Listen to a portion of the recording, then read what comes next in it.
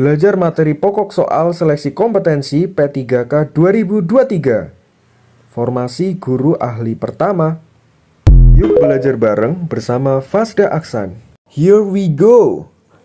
Pembelajaran berdiferensiasi merupakan pembelajaran yang dapat mengakomodir peserta didik dalam mengembangkan potensinya, baik itu kesiapan belajar, minat, dan juga profil belajar dari peserta didik tersebut. Pembelajaran berdiferensiasi dilatar belakangi oleh 4 teori. Yang pertama adalah teori sistem ekologi yang dicetuskan oleh Bronfenbrenner, di mana pandangan sosiokultural Bronfenbrenner ini terkait perkembangan yang terdiri dari 5 sistem lingkungan, mulai dari mikrosistem, mesosistem, ekosistem, makrosistem, hingga kronosistem.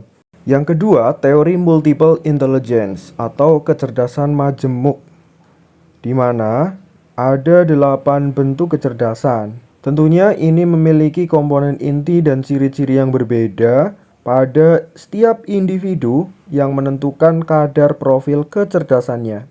Yang ketiga ada teori Zone of Proximal Development atau ZPD. Jadi ada 2 perkembangan. Yang pertama, perkembangan aktual itu merupakan kemampuan anak untuk menyelesaikan tugas secara mandiri tanpa bantuan orang lain.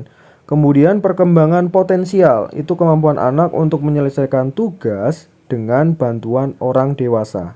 Yang keempat ada learning modalities. Learning modalities ini biasanya dikenal sebagai VAK atau visual, auditory, dan kinestetik. Nah, biasanya ini yang kita tahu tuh terkait gaya belajar ya. Pada pembelajaran berdiferensiasi, gaya belajar sangatlah penting dalam proses mengajar di kelas. Tentunya sebagai pendidik perlu memperhatikan gaya belajar anak didiknya agar lebih maksimal lagi dalam mengembangkan potensinya. Pembelajaran berdiferensiasi memiliki 4 ciri. Yang pertama berfokus pada kompetensi pembelajaran. Yang kedua, evaluasi kesiapan dan perkembangan belajar peserta didik diakomodir ke dalam kurikulum. Yang ketiga, pengelompokan peserta didik dilakukan secara fleksibel.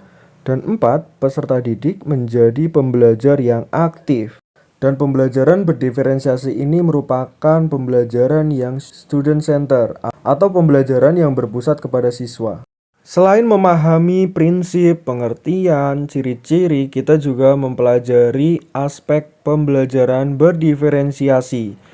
Ada 4 aspek pembelajaran berdiferensiasi. Yang pertama adalah konten. Jadi materi apa yang kita ajarkan pada peserta didik di kelas. Kemudian proses, kegiatan yang kita lakukan di kelas itu ngapain gitu ya. Kemudian produk, hasil akhir dari pembelajaran yang sudah kita lakukan atau terapkan di kelas.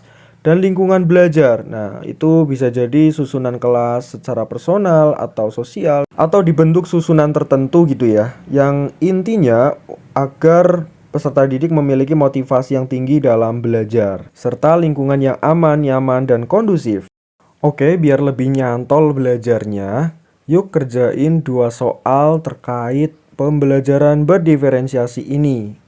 Silakan tulis jawabanmu di kolom komentar ya. Terima kasih, semoga bermanfaat.